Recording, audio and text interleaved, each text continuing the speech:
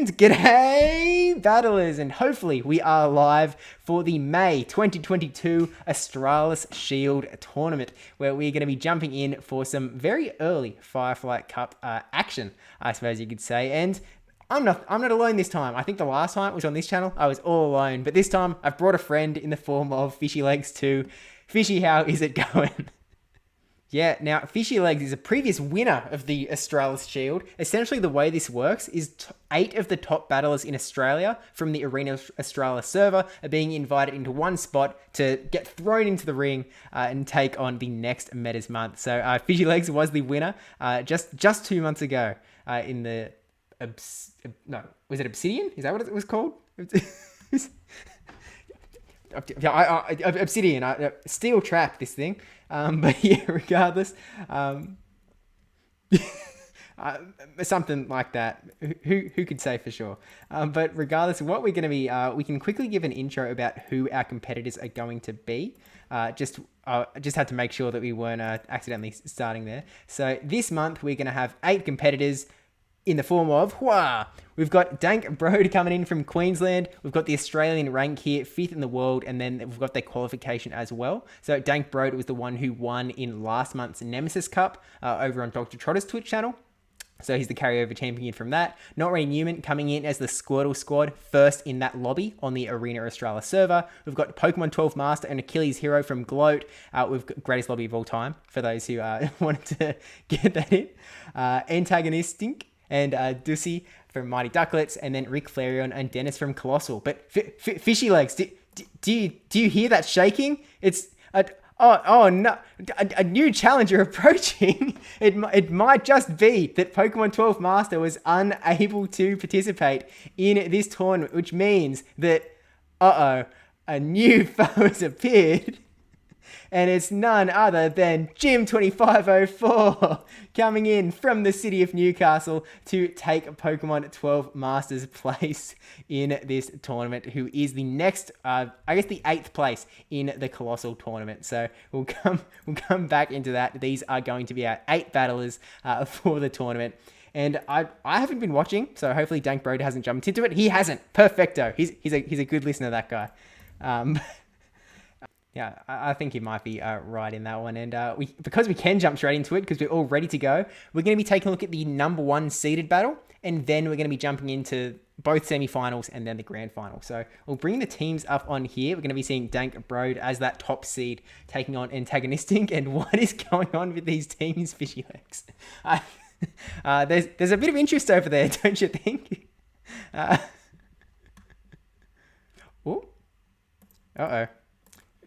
I think the sound is off for Fishy Legs. I can hear everything fine. Okay, tell you what, Fishy Legs, do you want to mute yourself over in the OBS Ninja link? And I'll unmute you on Discord, and we'll give this a go. How is this Bamboss? Let us know.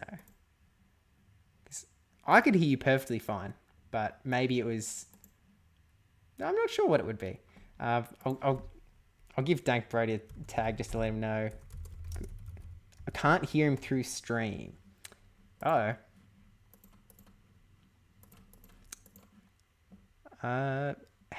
can you hear him now? Still nothing. Have I done something disastrously wrong here?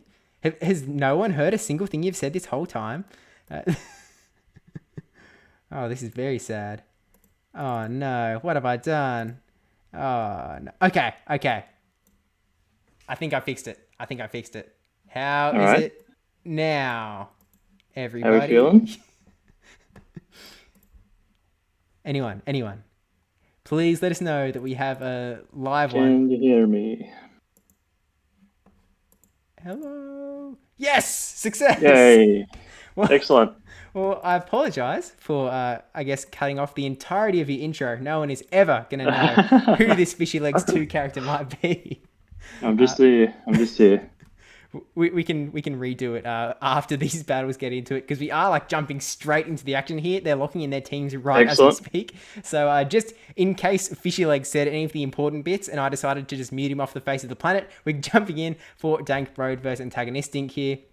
Dank Bro running a very interesting line with Pidgeot double counter, as Fishy Legs almost certainly said that you could not hear, with Obstagoon and Vigoroth. Also running Beware, who also has some fighting action, right? So he's gone 6 normal types, and it's an interesting team. I love it. It's great. I think looking at Antag's team, he probably has to watch out for those electric types, especially Galvantula, resisting a lot of the fighting moves. So it'd be interesting to see how he puts it together and makes it work. I think, with a strong fighting present, the Alolan Golem probably isn't going to rock up today.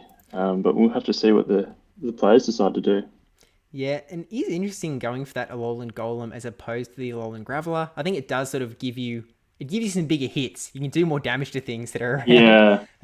Definitely pretty hurtful. But it looks like we are jumping into the battle, or at least a one side is locked in. So, I mean, Fishy Legs, once we get started, I'll let you take it away. I'm pretty excited to see how 6 normals is going to go. Definitely a bit scary with the counter action being around, but I think you're right. Like, there is, you've got coverage for it. You've got Wigglytuff with the charms. You've got Pidgeot with some flying coverage.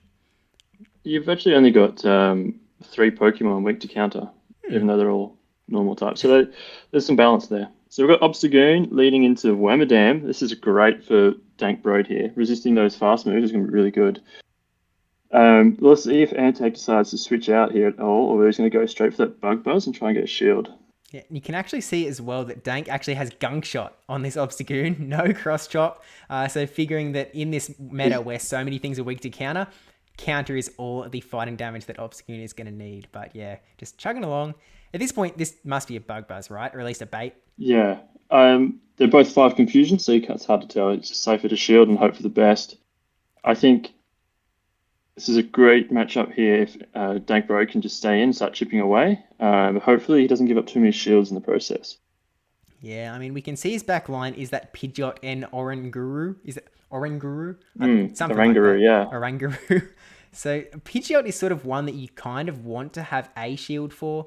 Just in general, you get some Feather Dancers through, you start debuffing your opponent, and you keep on going. A little bit of lag on the video coming in, but takes out the Wormadam nonetheless. We'll see what ends up coming in here. Oh. Got a Galvantula, instant swap into Oranguru. Oh, this is going to be outpaced here to those lunges, which is going to be really bad for Oranguru. Yeah, I mean, you could shield and get to 1 move, but I'm not going to... I want it to discharge. Oh my gosh. Are they potentially running discharge? And then into the Frostlass. He's about to eat a foul play in his Frostlass if he doesn't shield it. Oh no, I feel like Antagonistic doesn't know the moveset. Okay, no, it does shield. No, he still does. Okay. I guess coming in hoping to get a full farm down? I wouldn't be able to. Yeah, I think... So this is looking tricky now for Dank Bro because that Pidgeot's got nowhere to go. Yeah, you're right. I guess like you can bring in the Obstagoon. There's no more shields on the Goon's opponent's got a lot of health. Frostlass does have some energy ready to go, but Obstagoon able to get to this Night Slash. Once the lag, it lets it come through on our screens. Yes. We can only imagine what's going on right now. Presumably, this Frostlass is not loving it. Oh, yep, that's KO, the Frostlass. So the Galvantula's got a lot of work to do now. I expect the Dank's just going to go straight Night Slashes and do as much as he can, and then bring the Pidgeot into sweep if needed. Yeah, it has a shield in the bank, so in a pretty decent spot. I'm curious as to whether a lunge is going to come out. There's always the chance that it is an energy ball Galvantula, maybe for lanterns they're running around. Not that I don't reckon it would be. There it is. There's the lunge. And a couple more counts. And counted down. There you go. So despite a good lead for Dank, and he's managed to solidify it, even with a scary swap in for the Oranguru there. Yeah, I mean, it's a case where he was able to take out the matchup where the opponent had a Galvantula with a Pidgeot and an Obstagoon and an Oranguru. None of those really love Galvantula. Like, they're all a little bit scared. No.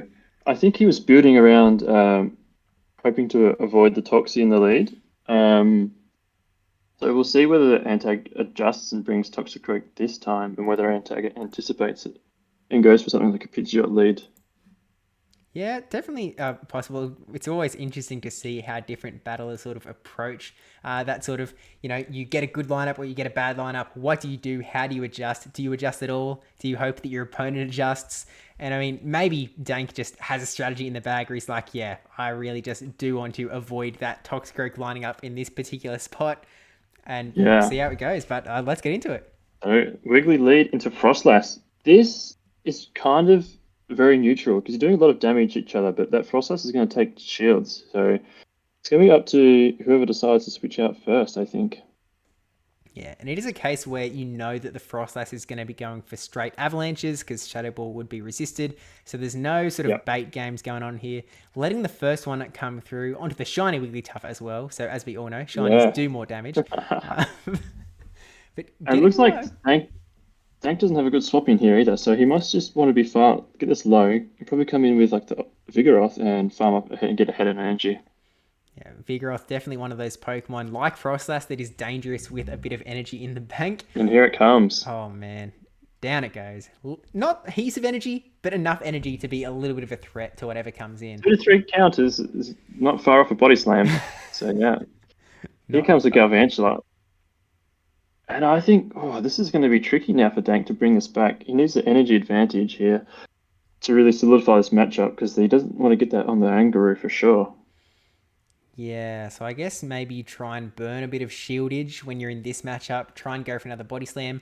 Hope that Antagonist didn't go straight for the discharge, but has gone for the lunge, which is the right play. This body slam probably go. I don't know if he'll decide to no shield this or not. It'll have to be interesting. Does let it go through? Right, no shields. That's fine. I think it's going to be almost a little bit of that rock, paper, scissors matchup again of what's the 2 backline mons. Because if it's Toxicroak versus Oranguru, we know how that goes. That is not in Toxicroak's favour for those playing at home. But here it comes, and it is actually the trash Wormadam in the back. Confusion versus Confusion. I think Oranguru does sort of have a little bit more play here. Like Bug Buzz is super effective, so actually maybe not. Maybe it's not. Yeah, I'm going to say probably going in Wormadam's favour with the extra bulk and the fact that you've got a really super hard hitting move in Bug Buzz. Those foul plays aren't going to do a lot, I don't think. So it looks like this round is going to Antag if I had to put a guess on. Yeah, but look, it is famously an awful idea in the casting position to ever say that you think someone's going to win, because in all cases, it always goes the other way in some miraculous way that you never foresaw. But we'll Absolutely. We can think that it might be going pretty well for antagonisting here, almost at the charge move. If the Rangaroo survives this charge move, it's going to be close. Maybe I've underestimated the big monkey. How bulky is the monkey? Not bulky. Not quite. Oh, well. So we're going into game 3. Yeah, that puts us at 1-1. So we've seen pretty much a very similar lineup there from Dank. Did make one swap out, just ditching the Pidgeot, just because, again, Pidgeot was pretty scared of Antagonistic's first lineup with both the Galv and the Frostlass. What do you sort of think will come in here? So I think Pidgeot has to stay at home, I believe, because he's still got the 3 pretty hard counters to it. I don't think Wiggly was a great bring, so I'm almost wondering, do you go with something crazy like Oranguru double counter? I mean, look, double counter is not the craziest thing in this meta in particular, because you do have these Pokemon that have slightly different resistances, slightly different weaknesses. Dank has brought 2 counter users that are weak to counter because of the 6 normal restriction that he's placed on his own team. Yes. But we haven't really seen too much countering from antagonistic side, though. So maybe that's actually a little bit safer. Yeah. Well, if his Toxicroak can avoid the Oranguru, it does a lot of work. And if the Pidgeot's not coming, it's a little bit more free. So we'll have to see whether Antag decides to play it risky and go for that sort of last-ditch third match play, which can always sort of flip things up, bring something unexpected. But yeah, we'll have to wait and see, won't we? Yeah, that is the way this goes. We don't know what's going on. These battlers know a lot more Obstagoon than leads us. And into Galv. Bit back and forth. Yeah, so this looks like Dank's gone back to his round 1 team, and Antag switched up a little bit. He's gone to the Galv. I have to assume that Galvantula is going to win this matchup because just through sheer lunge, debuffs, and damage. there is always the chance of the Night/Boost coming. Oh no, we're going to actually catch a lunge into Pidgeot. You want to hope it's a lunge. Oh, what a catch. Okay, so he's caught that lunge. That's great. Now he can sort of put a lot of pressure on this Galvantula, which is switching out for the Frostlass. Issue you have here is you're going to get really outpaced by this Frostlass. So wonder if Dank's done this intentionally to sort of draw it out and get the Obstagoon on it. Oh, gonna decide to burn the shield. Wants to get this Feather Dance off to debuff the Frostlass before bringing Obstagoon out. I guess, Obstagoon's still able to do a pretty decent job. Still able to take a bit of a hit from the Avalanche, but does get the attack debuff through. And now at this point... And gets a shield as well, which is pretty big. So yeah, letting the Pidgeot go. I wonder if he's going to try and farm down with the Obstagoon, or whether he's too afraid of getting Avalanche spammed. Yeah, because it's been attack debuffed, so it's going to do a little bit less. So Obstagoon can definitely tank one here. So Dank is going to let this one come through. Dank the tank, here we go. Choo choo. Yeah, that's not too bad. I think you're going to have to throw a move, otherwise that Frostlass will get to another move. Saving his shields, throwing the Night Slash, always a chance for a boost. And down goes the Frostlass. No boost. No boost. Galvantula exists, and it is what's coming out here. Able to get to the Night Slash. So he's get to the Night Slash. Is that CMP? Because there's only one Volt Switch by the looks of it. I imagine the second one came through, might have been visual. But he's let it go, and we've got the worm in the back. So this is going to be a close one now, because this extra Night Slash damage might be the game changer here, and I don't think you can get rid of this Obstagoon without throwing a move. Or is he going to risk it and just go for the straight farm? Oh, we're about to find... Oh, is he going to get another Night Slash? Oh my gosh. This isn't looking good for Antag. I think that Oranguru is just going to be able to outpace, unless he has two Bug Buzzes and the Bug Buzz KOs from full health. I don't know. Possible. Only one way to find out. It is possible. Let's see. And this could be an Iron Head bait too, which would save a little bit of energy. No. Yeah, Buzz comes through. Defense drop. Yes. Oh. Wow. That could be rough. But okay, it looks like Dank's got the move off. So that could have been really close there. So have we just seen a 6 times normal team take out a round up against antagonistic? Is that? I think we have. I have to admit, I've played against this 6 normal team before. It is not a joke. It actually puts in a lot of work. I am nothing but incredibly impressed with that effort from Tank Road. I think that it's awesome to see. I mean, look, Spice is awesome on its own, but Spice is extra awesome when it works. Absolutely. That's definitely what we've seen here. So what I'm going to do is I'm going to bring up the bracket. Boom, boom. And... Ka-chow. So we've got the full bracket in here, and this is single elimination as well. So antagonistic is being voted off the island here, but still put in a really good effort. Was able to get that one win on the board, and that last one really did get a little bit close. It was that Obscune was just able to do too much up against that Trash Wormadam with the charge moves. But yeah, and we can see that Rick Flareon's beaten Dusty, and that I believe Dennis has beaten not Randy Newman 3-0. So, 2 Timbers out early, unfortunately. But interested to see how those 2 teams are looking. Yeah, and actually, something worth noting about all 8 of these competitors is they are actually all on the 2 Australian Gym Breakers teams. So these are definitely 8 of the most sort of involved, I suppose you could say, PvPers around. They definitely know what's going on. And of course, factions going on as well. But farewell, Timbers. You did well. They're not all out. They're not all out. There's half of us left. I'm sure we'll get there. We can only hope. Meanwhile, I've got Dennis, fellow Thunderous Down Under, coming in here. And then I've also got Jim as another horse in the race, as a fellow Novocastrian. Newcastle hype coming in strong. We may end up seeing a Timber versus Thunderous in the final, which would be really exciting. And that is what is going to determine whose team is better. Everything's on the line, just on this one match. It's like the classic history stories where instead of having all of the armies fight and lots of death, they just pick their one fighter and put them forward. That's it. Yeah. The gladiator showdown. But we'll just have to wait and see how that one does end up going out. And I think we're just going to be waiting on that gym and antagonisting. Unfortunately, I've set things up in an awful way where I can't actually check the Discord. I'll have to grab my phone to check the Discord in case there's disputes or the like. But Fishy, now that you are actually like back alive and people can hear you, do you want to re-say g'day? Yeah, hello again, everyone. For the first time, I suppose we could say. I am a previous winner of the Australis Shield back in February for the Obsidian meta, which is why I got invited to help Steve out tonight with some of the commentary for the games. I am in the Tassie Timbers faction and do a little bit of streaming myself, so that's my background.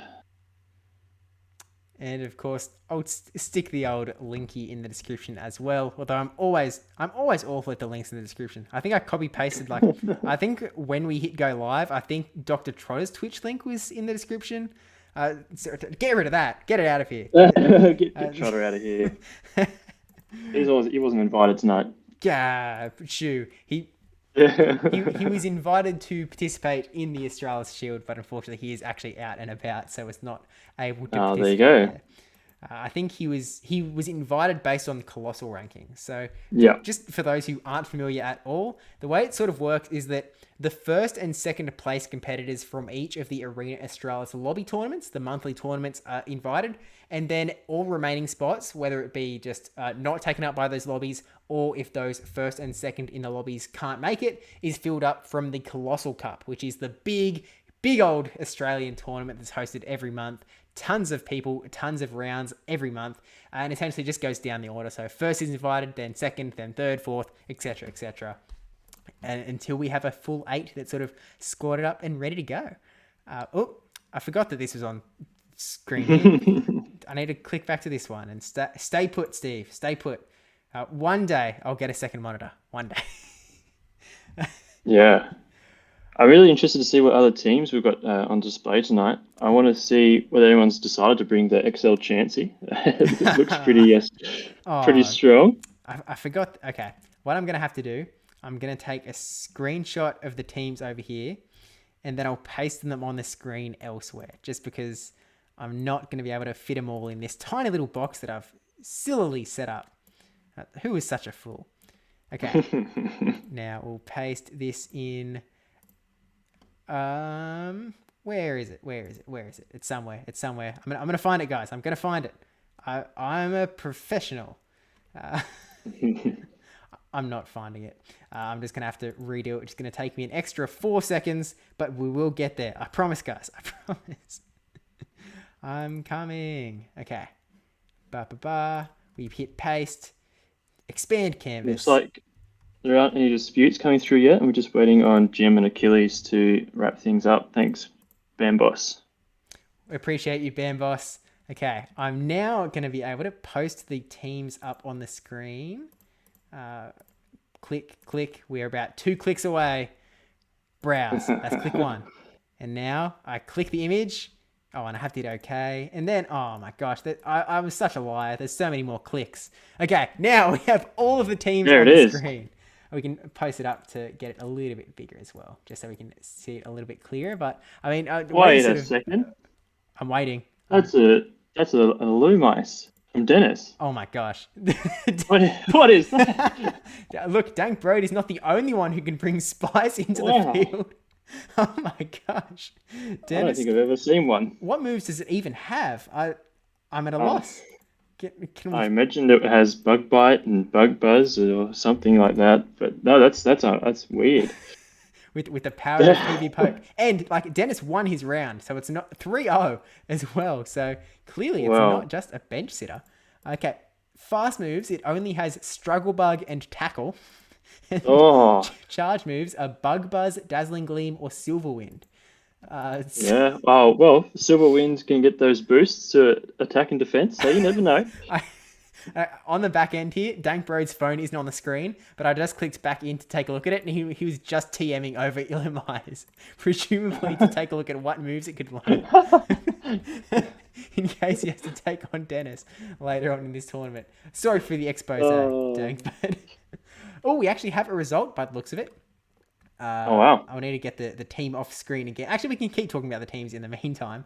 But it looks like Achilles Hero has taken out a Jim at 25.04 with a 3-0, which means we'll be getting into the semi-finals very shortly. But just other than the very spicy bit that's put right off the top there, I mean, what else? What other sort of trends are you seeing in these 8 teams that we've got here? Well, we do have a lot of counter all the way down the line. I'm seeing quite a lot of Toxicroak, Vigoroth, Gravelers and Golems hanging around everywhere, which I think are a pretty good core breaker here. And also Lickitung, those bulky mons that you can just sort of be really safe in a switch and just take a lot of charge and fast move pressure. Mm-hmm. I like seeing Roserade on Rick Flareon's team. That's something you don't see too much of. And the Shadow of Abomasnow on Achilles Hero as well. A little bit of ice spice. It's nice. I cannot think of another worm that rhymes with ice. No, I'm blanking. But Achilles Hero, again, has actually won with that spice. I mean, he went 3-0 up against Jim. So Shadow of Abomasnow might be really good. The Roserade is actually an interesting one, not only because a Roserade is here, but because the biggest sort of fire type that is used in this meta is Litleo. And there is not a single Litleo here, which could be just because it is very expensive. It is expensive, and it's a strong core breaker. I played against a couple the other day, and I tell you what, if you're not prepared for it, it will run through your team. I had a couple of very weak mons to Litleo, and I got destroyed very handedly. So it's certainly one of those things that it's you'd be happy that it's not there tonight. Sure, a few of these people. Yeah, all of the bug steals that are running around. I can see 5 Trash Wormadams. All of them are very happy for no Litleo to be seen. Absolutely. But we can actually jump back into the bracket now that we've got all of the results filled in. And in the semi-finals, we are now going to have Dank Brode versus Achilles Hero, and we're going to see Dennis versus Rick Flareon. So I presume that we're going to be seeing Dank Brode up against Rick Flareon from the get-go. We should probably let them know that okay, Dank Brode is still sharing his screen, so I think that is all good. And Bamble is the hero. He's letting everyone know what the dealio is. So, I mean, while I get the teams up on the screen, do you just want to talk about the 2 teams and they'll like appear partway through you seeing what's going on? Well, obviously we've got the 6 normal types versus the Illumise. So that's going to be hot contention. We're not seeing the Illumise Not yet? We're up against Achilles Hero in this second one, just with the way the bracketing works. Because even though it's like... right. Yep. I think it has to do with the seeding, the way that they do the matchmaking. So Dennis will have to beat Rick Flareon to see that 6 normal versus Illumise. And of course, Dank will have to win as well. Yeah, well, there you go. Either way, I still think that the 6 normal type team doesn't have like a clear one weakness. So it'll be interesting to see how Achilles Hero decides to build around that team with what he's got here. So he's got the Heracross, actually, which looks all right to me. Is it own Pidgeot and the Alolan Graveler and the Shadow of Abomasnow. Yeah, it's interesting. I think the Raichu could put in a bit of work too. So all about getting everything aligned where you want to see it. I think that Oranguru is going to be fairly safe, can sweep through that Heracross, that Beedrill, and then just, who can put their Pokemon where they want them and who can keep them that way is going to be the decider for this one. I don't think anyone is super unbalanced. I think it's going to be, right down to playing it out on the field. Yeah, trying to make those predictions as to what is going to be in the back. Is this Oranguru going to be mighty important for the Beedrill they have in the back? Am I going to need this? Am I going to need to keep a shield for what they have in the back? Those sorts of big decisions that can really swing the tide either way. But of course, the teams of 3 are going to be just as important. So I'm going to put the spotlight right on you, fishy legs. What leads are we going to see from each of these battlers? What are we going to see straight away as we jump into it? There's 6 normal types, so I think we can predict already that Dank Brode is going to lead with a normal type. Maybe. I wouldn't be surprised to see a Pidgeot Mirror. Okay. I mean, I guess... That could come out. both sides definitely a little bit weak to that Pidgeot. We've got the 2 counter users on Dank Broad's side. We've got the 2 bug types over on Achilles Hero. But I mean, Plus, it's still going to put in a fair bit of damage on that Abomasnow as well. With shields up, it's probably where you're going to want to have it if you're bringing it, if you're Dank. Other than that, I can see him bringing the Obstagoon again, but he has to watch out for the Heracross, of course. If it's not a Pidgeot Mirror, I'd be seeing Beedrill and Obstagoon, I think. That's where I'd be looking for it. Yeah, and I think that Heracross is probably something that might appear as well, just because it is that counter user that is going to beat both of Dank Broad's counter users. Still has something to throw at the Pidgeot as well, as much as it doesn't like that matchup with the Rock Blast. The four times effective gusts might just need 2 of those, I think. Yeah, I don't think he's going to be around too long. I mean, I guess, you know, that brings you other options. Like maybe you can use Heracross as just like you get a bad lead, you use the Heracross to bait out the Pidgeot. Meat Shield. Well, not much of a shield. Heracross has 3 good matchups and 3 really tough matchups here. So Achilles decides to bring it. He has to hope that he gets it on those counter users, that's for sure. Yeah. Or does Boya have counter? What fast move is Boya? Boya has Shadow Claw with any mix of Superpower, Payback, Stomp, Drain Punch, whatever you'd like to run. I think for this meta, it is Superpower and Stomp that's preferred, but Stomp isn't much of a good move, so it'll be interesting to see what Dank decides he wants to do. Yeah, and something worth noting that is special to this tournament in particular is that because some matches are being streamed and some aren't, specifically in round 1, they are actually allowed to TM their Pokemon between rounds. So just because we saw a certain moveset in the last one, we saw Gunk Shot on that Obstagoon, didn't get to use it, but we saw that he had it. So that could turn into a cross drop in one of these later. Here we go. Oranguru into Raichu. I was very wrong in the leads, but here we are. 1 in 6 chance. Well, we might be seeing a Brick Break Raichu here, which could be a little bit of a core breaker for Dank. And then the Heracross has come in, avoiding that confusion damage and resisting those counters. So this is really good for Achilles right now. Yeah, and actually going to be able to escape this matchup with energy most likely, which could threaten even a Mega Horn onto Oranguru as the sort of counter to the Heracross. Although throwing the move here, I guess, probably won't get there. Yeah, I don't think he'll have enough health to get to a Mega Horn.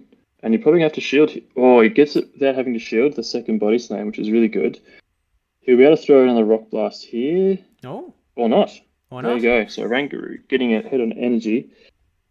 Will the Raichu come back in? Yeah, I feel like that was really important for Dank Broad, getting that Heracross out of there before it threw a move. We are seeing the Raichu come back in. You know, there's so many moves on this Raichu. It could really be anything. So we're just going to have to wait and see what gets thrown and whether Dank wants to shield or not. But regardless, he's going to get this one foul play off before and get that one shield. And here we see the Obstagoon come in, and it has a different move. There you go. Cross drop. And he's already got rid of that Heracross threat, that 4 times effective counter. So this Obstagoon getting ahead on energy, potentially boosting, is going to be really scary now for Achilles. Yeah, no boost, and you're actually really, really spot on there. I'm looking at Achilles' team, and there's nothing else that is really a huge threat to this Obstagoon. Shields up that 4 times super effective Brick Break, but... And he's got another one, so he's going to have to spend a second shield here if he wants to keep this Obstagoon alive. Oh, it's going to hurt. Oh, is it Wild Charge? Oh, he's gone to the Wild Charge. Oh, that hurts too. In comes the Abomasnow. Oh, no. Really get to a move? Oh, wow. The snipe. That's unreal. No. Oh, and this is not looking great for Oranguru. Going to come in. Confusion, not super effective here. Going to take an absolute barrage of Weather Balls from this Abomasnow that's going to come out pretty quick. And man. It's all on the shoulders of this orangutan now. And I don't know if it's got broad enough shoulders to carry all this weight. Yeah, look, it is hiding them under that purple veil thing it's got going on, so we don't quite know how broad they are, but I think you're right. I don't think they're quite going to be enough to carry it here. This foul play is going to go through onto the Abomasnow, though, and because it is the Shadow, taking even more damage, it is going to go just straight to the Shadow Realm. Ooh, those Confusions are doing a lot of damage, but still just not enough health. I think if I was Dank Broad there, I wouldn't have switched into an Obstagoon so early. I think I would have let the Raichu expend some energy and try and come in and get a bit of a head start on energy, keeping a shield or two. Yeah, I think you might be right there. Obviously, the Brick Break was definitely had to shield one, and then going for the Wild Charge second was definitely a really big hit, even though Yeah. it wasn't super effective. Is that which move is better to go for on an Obstagoon? Because Wild Charge has stab, it's a bigger move, but I'm gonna research it. Let me yeah, see. but Brick Break does have that 4 times super effective, even though Brick Break is not a great move.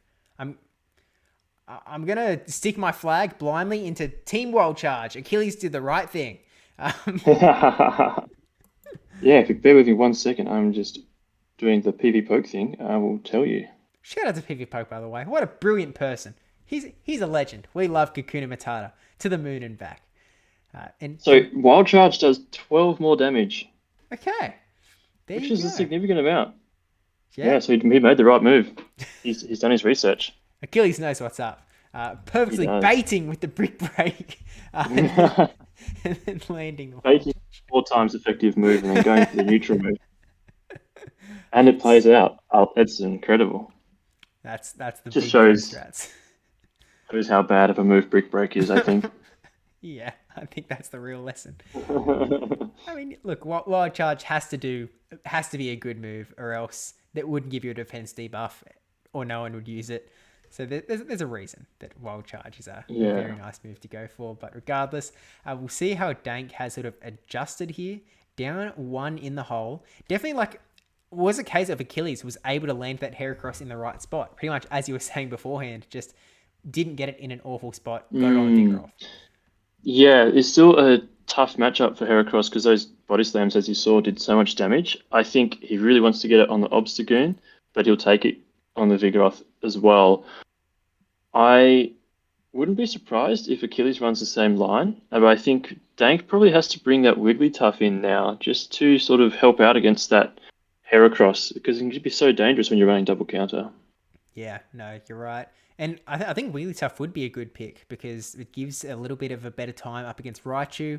It does okay against the Bomber Snow. It's not awesome. You're still going to just Mm, get hit by Weather Ball after Weather Ball after Weather Ball and eventually faint. yeah. But it's able to do some damage in the meantime.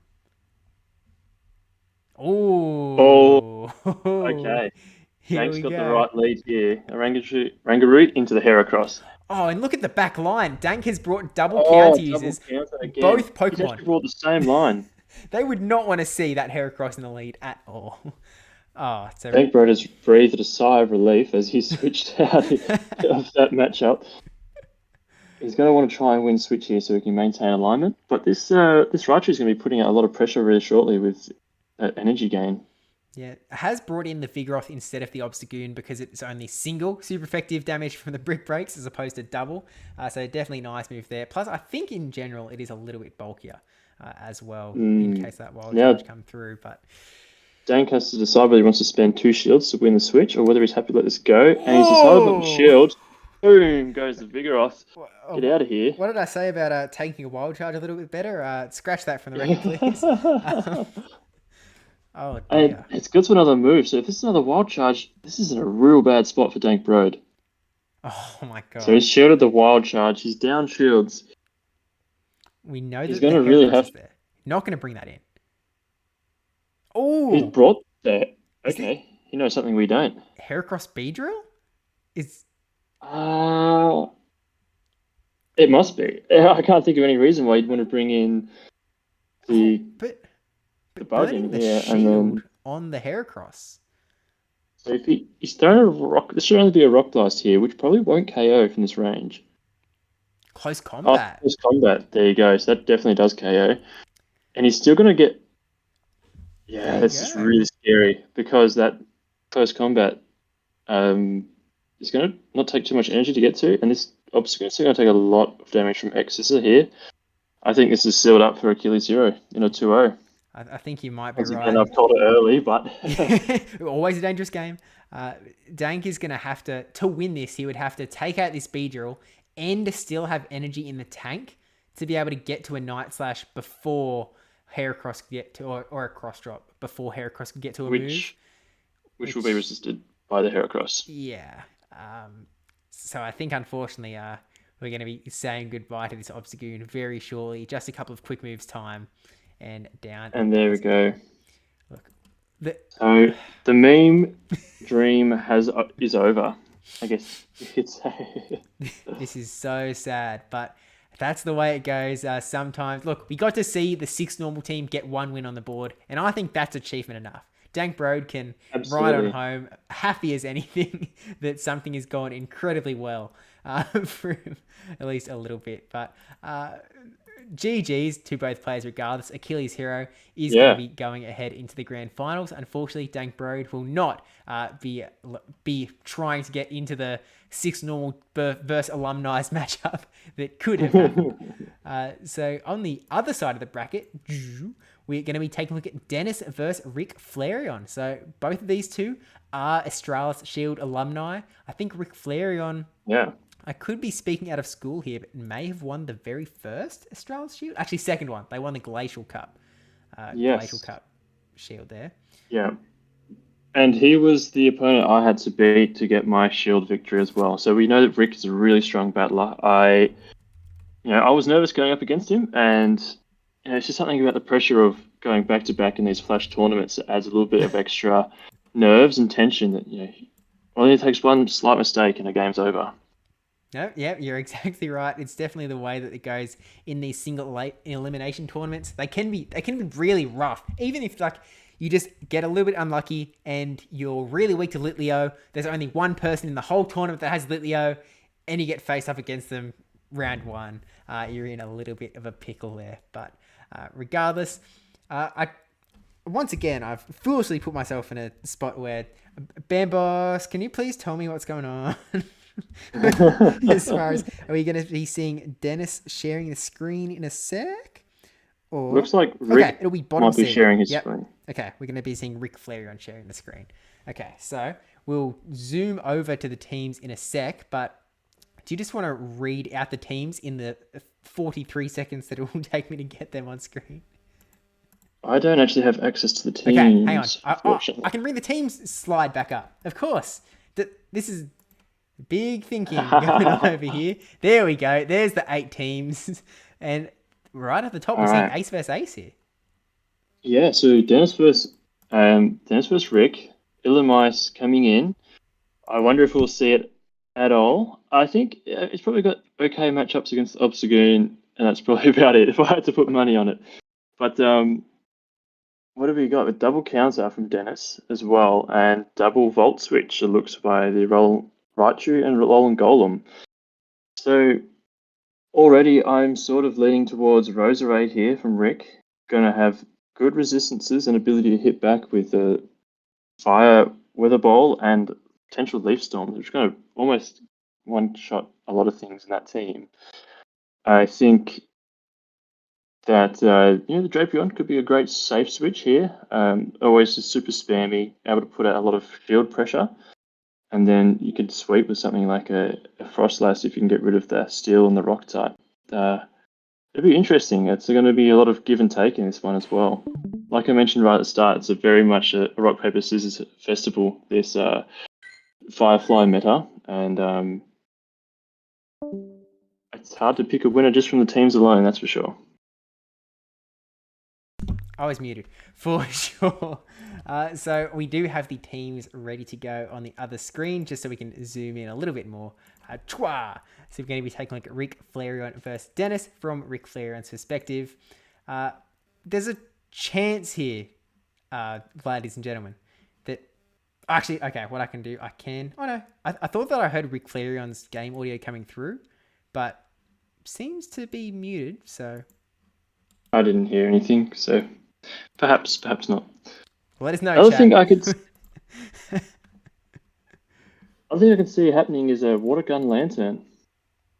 Nothing resists water on that team, and it could put in a lot of work once shields are down.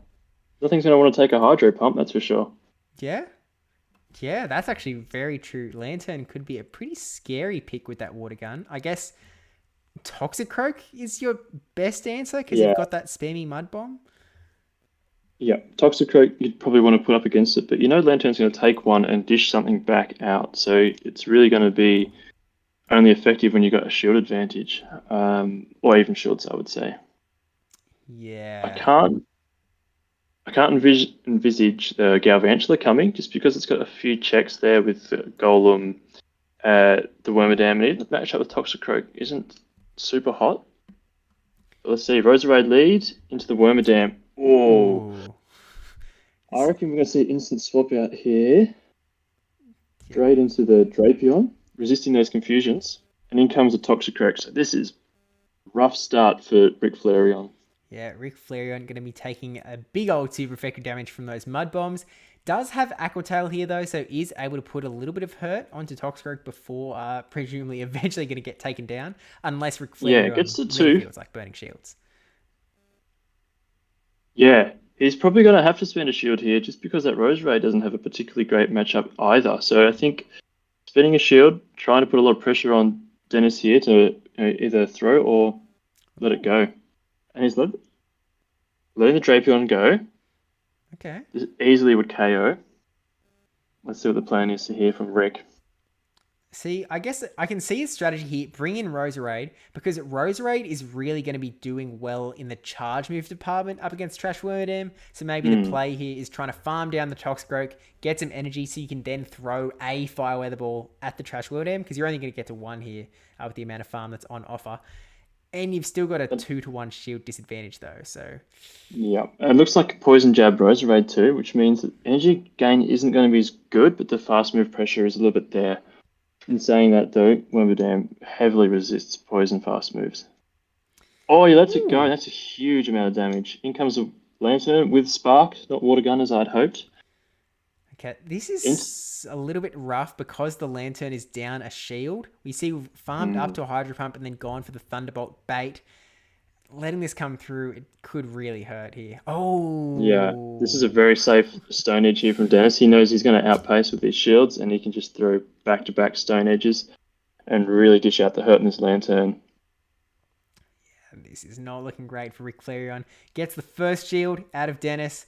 He's going to be able to get to another Thunderbolt if he wants to throw that, but going for the Hydro Pump, you're going to have to burn a shield if you want to get to this and let it go. And I don't think Roserade's going to do anything here, so I think it might just be calling GGs. A matter of conceding this round, I think, and gathering the thoughts for the next round, seeing how he can adjust his team.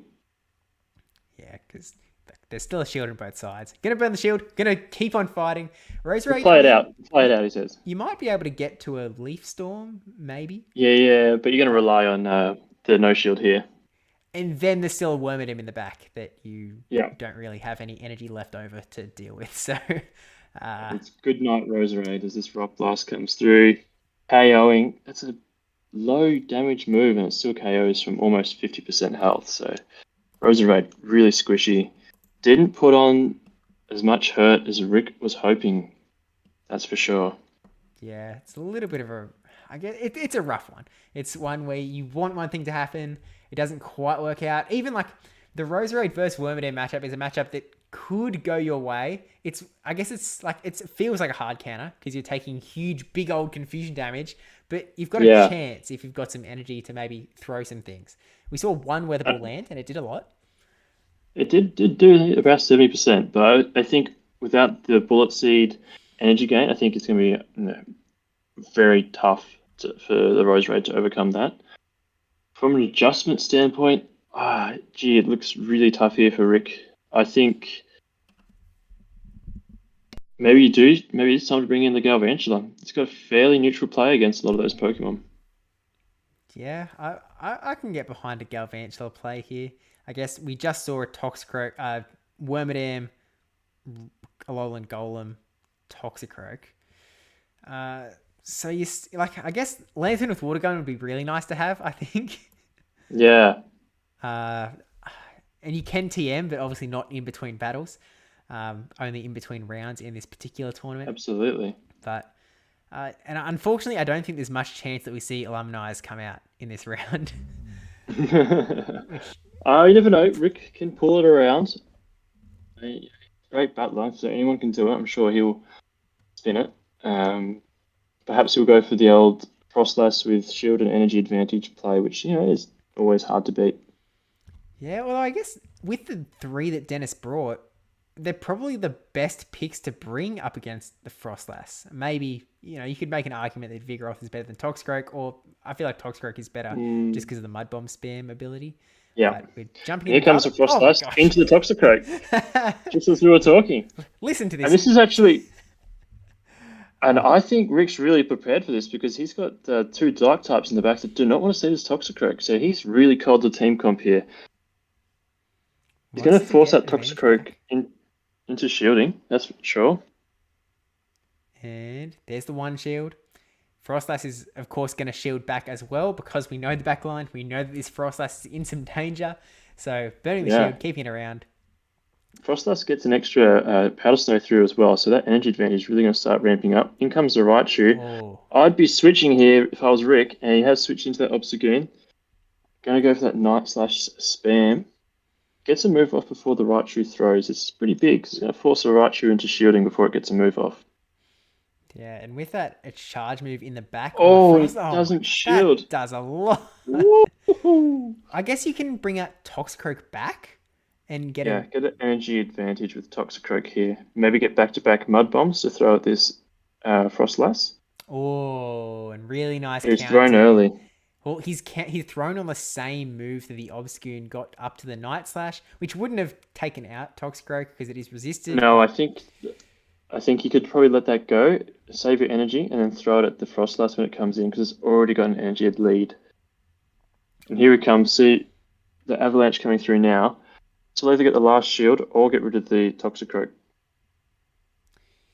There's the shield. Right. Wants to get this energy. Oh no, we're going to see a swap into Alolan Graveler. So this is actually okay for Drapion because we have the Aqua Tail and a shield advantage, but you have to be a little bit scared of being hit by a big Nuki Stone Edge. Yeah, a Stone Edge is going to do a lot of damage here, but you're probably still going to get to 2 moves regardless. Rick knows that. He's let the first one go, hoping for the bait. Going to get to 2 Aqua Tails here, I would assume, before the next move comes through. Yeah, there's one. One more is all you're going to need. 1 more Poison Sting. Oh, no. Would have been CMP, but he didn't throw. Didn't look like he tapped the button there, so I think he's going to go and try and get a little bit of extra energy so he doesn't get too much farm with the Toxicroak if it comes back in. Yeah, look, he's just built to 1 Poison Sting away for the next Aqua Tail, which is probably almost enough for a real big dent in that Toxicroak. Yeah, Toxicroak is down below half health at this point, so this Aqua Tail is going to do a fair bit. Frostlass doesn't have any energy anymore. It's expelled it. It has a little bit, but it doesn't have a move. Yeah, and if the Toxicroak can get to... it has a move. There we go. Oh my gosh. Oh. And Rick's pulling off a really nice game too to bring it to the 3rd game here. He's not going to, lie over and let Dennis walk his way to the grand final. Yeah, I think really, as he sort of pointed out straight away from the get-go, Rick Flareon had a plan. He was like, I'm going to align this on this, this on this, this on this, and it sort of just worked out in having both of the Dark types hidden away in the back from the counter user. Yeah, that's definitely right. I think there's a little bit of chatter in the chat as well about potentially, have we seen a Golem on the team sheet and a Graveler in the games? Oh, we have indeed seen that. Okay. So that may also open the door for a dispute, should that be decided to follow through. I imagine, given that it's a friendly tonight, that Rick will opt just to play it out without too much fuss, given that they're very similar Pokemon. Yeah, they work quite similarly. I mean, it's possible that they've sort of said that in the chat. Yeah, okay, Dennis said that was a mistake, yeah. So we'll see what they decide either way, because, yeah, as you said, this is unranked as far as the Silph Arena rankings are concerned. So not the end of the world either way. We'll let you know what they decide, whether they just take it as is, because I think that even if... Oh, Dennis lost that last game. Yep. Would the first game have changed if... It wouldn't have changed the result, I wouldn't think.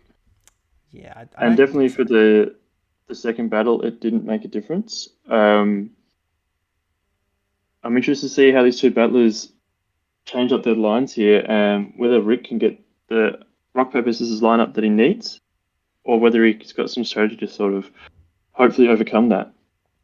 Yeah, look, Rick, in that last game, really just went for the dice roll, trying to get things right. And if it went wrong, it would have gone really wrong. So, I mean, it worked once. Maybe try something again similar. You try and land your Drapion on there, Alolan Raichu.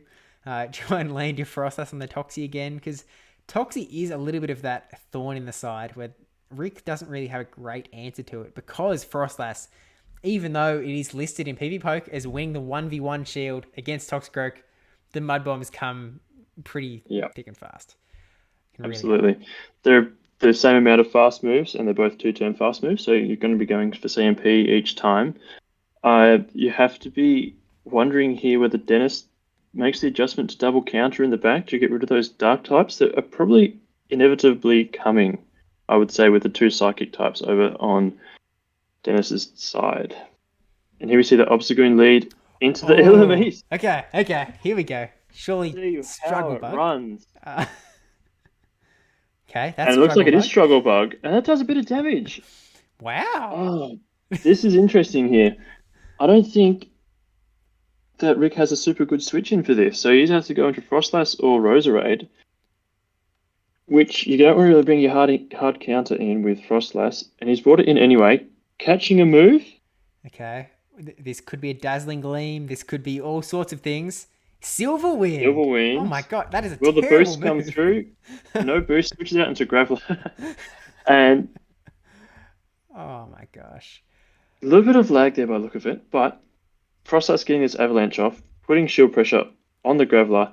This matchup is one of my least favorites because it's just super hard to determine a winner. It's who gives up shields first is going to be the loser or winner out of this one. And Rick decides that he doesn't want his Frostlass.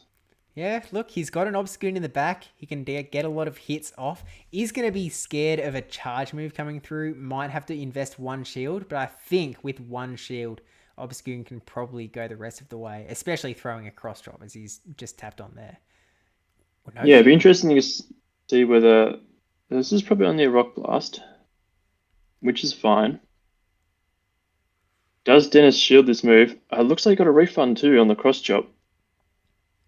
Not bad, not bad. Not quite at a second move if this does end up going through. It does. Okay, so here we're going to see the Roserade with 2 shields, hoping to sweep through this team. If it's Wormadam in the back, it's probably all over for Rick, but anything else, this has a chance, you know. Yeah, having the shield advantage here is definitely really nice. Let's it go. Let's the Illumise go, and it's the Toxicroak. So it's going to be a matter of how many Weather Balls can we get off here.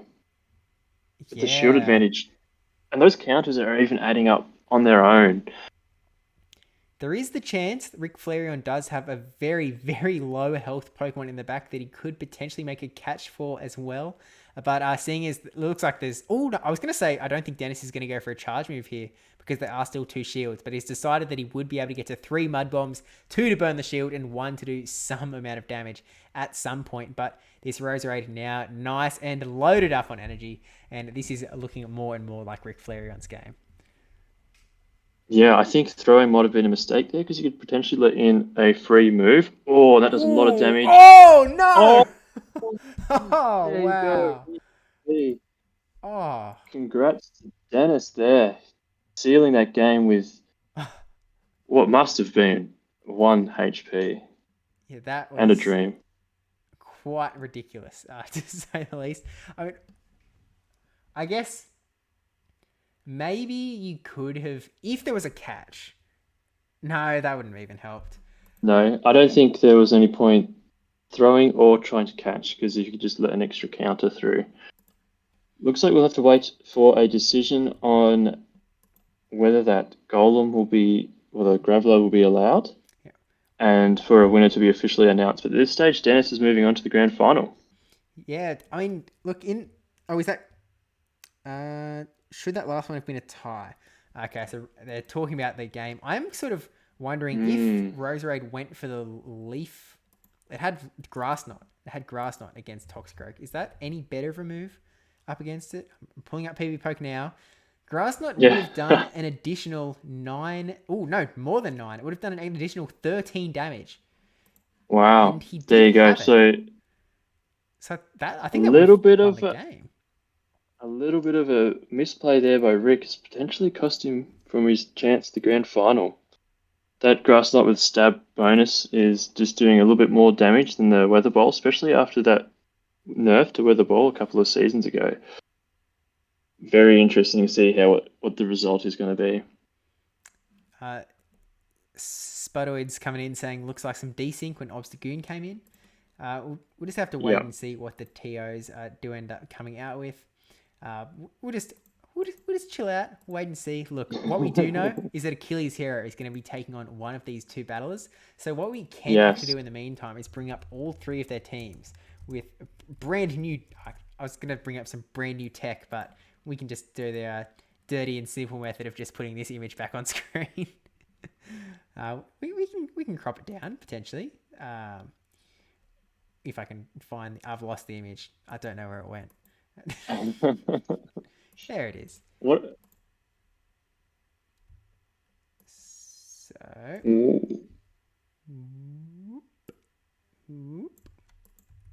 Let's see. and okay. I am liking the look of a Bomber Snow against Rick Flareon. It's got a good amount of coverage and nothing that super hard checks it aside from the Frostlass. And then I think that the Wormadam has a fair bit of play in response on Dennis's team against Achilles. That's what I'm, tentatively looking at here.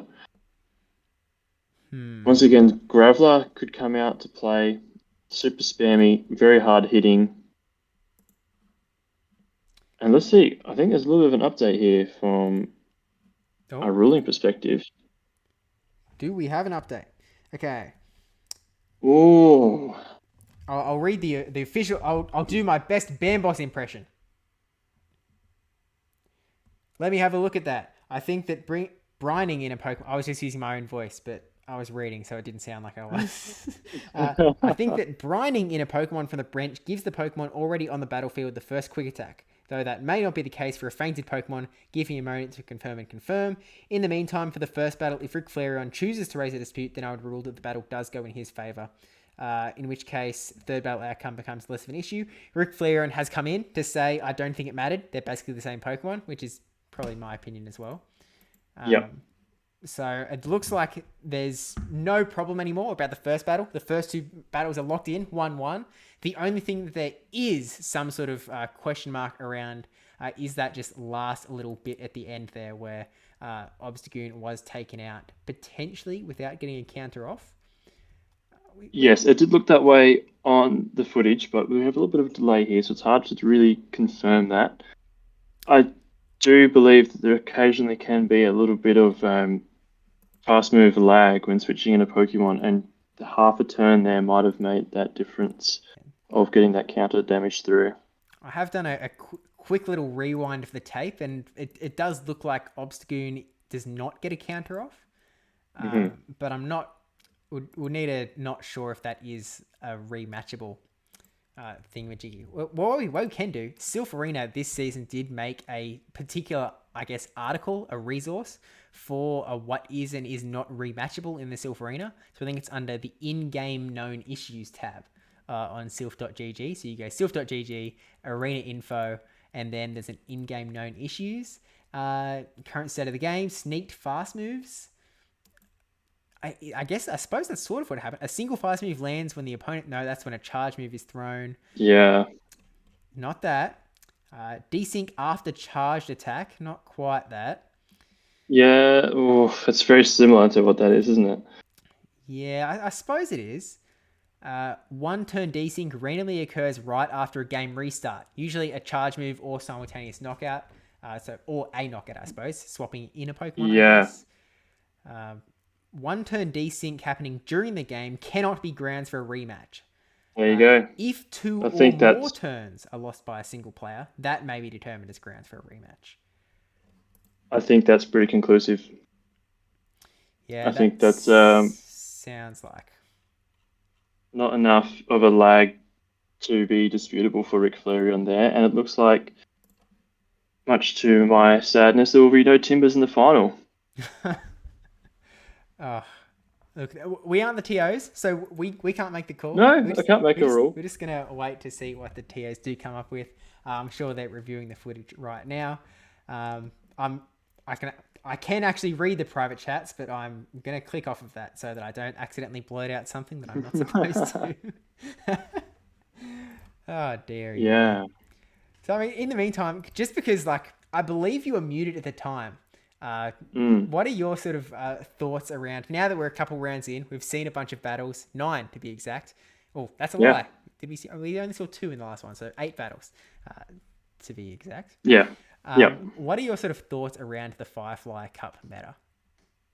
Yeah. Look, one thing we haven't seen tonight is any Magnezone, which is surprising considering it's top ranked on PvPoke. I personally like it. I think the Pokemon that have those moves that do big damage for that double debuff are pretty prevalent in here. Things like Close Combat, Wild Charge, those moves where you can get off a lot of damage and switch out. I think that's going to be pretty big in this meta. I think, once again, that core of Wormadam, Toxicroak, and then breaking that with a Graveler or something similar, the counterverse Steel matchup is really going to be where people are going to be building their teams, and then the electric types come in to sort of break that up a little bit, especially with Yahwertle resisting counter and also resisting a few other things like steel type moves. Got a bit of neutral play here and there. Yeah, what are your thoughts?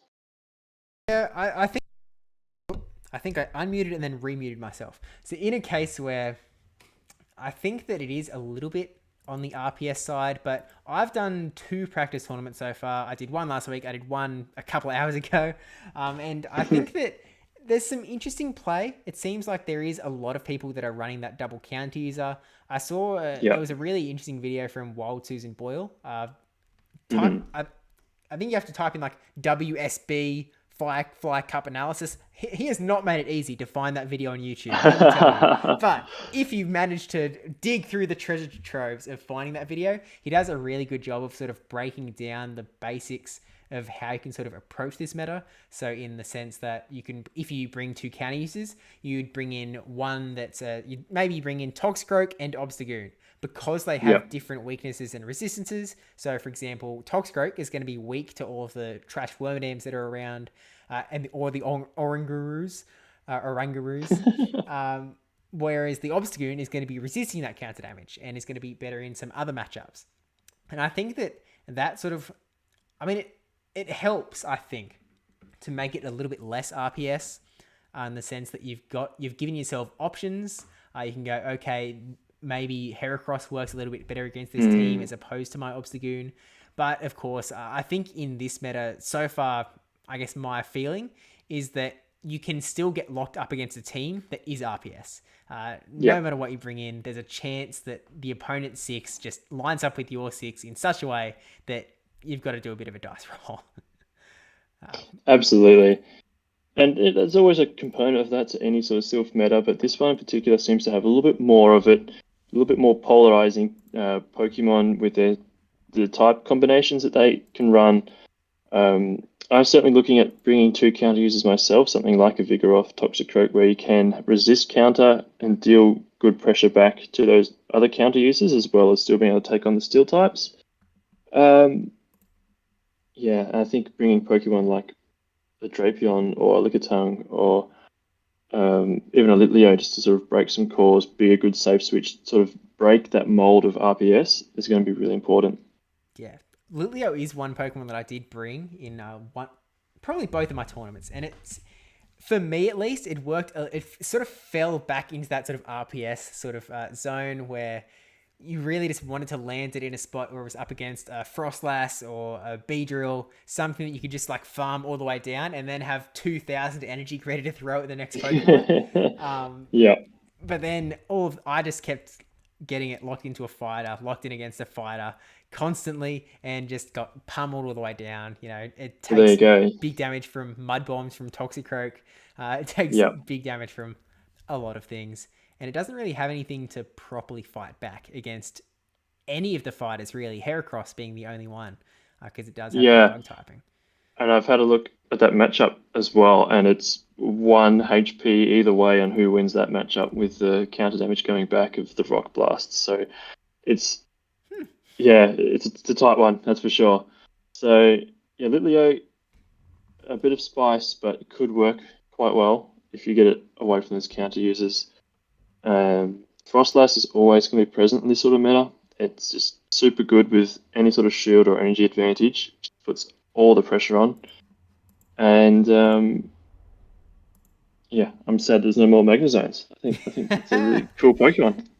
Look, we've got some potential big old wild charge action. Magnezone is a weird one. I don't think I like using Magnezone. I think that it's obviously you can do huge damage and you can get it off really fast. Those wild charges are just like, giving them out like Tic Tacs. It's nothing. It's just pew all over the place.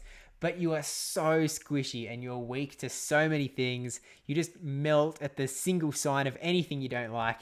It can barely take a charge move if it's at all super effective. And with every team having one, a lot of teams having two counter users, Magnezone is very scary, I guess, in my mind. I'm a coward. I'll admit it. I'm a big old coward. Yeah, but if you get it matched up against something like a Wormadam or something that where you can get an energy lead, get a farm down, like a Pidgeot, for example, and you can come out with a wild charge or two, get those shields because not much is going to want to let those wild charges through, and then you really open up your back line for a sweep with something that's got shield advantage. Yeah, I mean, I can definitely see it working very well, and I think it's one of those Pokemon that works really well for some playstyles, but if you aren't as good at the game, like some people, it takes more finesse to use, I think. It's a little bit more of a skill Yeah, it's got a very high skill cap. It's something that, it's a Pokemon I struggle to use when it's, in a bad spot, but it's so good when you get it right. It just can just put on so much pressure. For sure, it's one of those Pokemon where you get in the right spot's great. Get it in the wrong spot, you're not doing much with it. Yeah. And, it's number one on PvPoke, so how could PvPoke lie? He never lies. There's never been a single Pokemon on the PvPoke rankings that has been overestimated.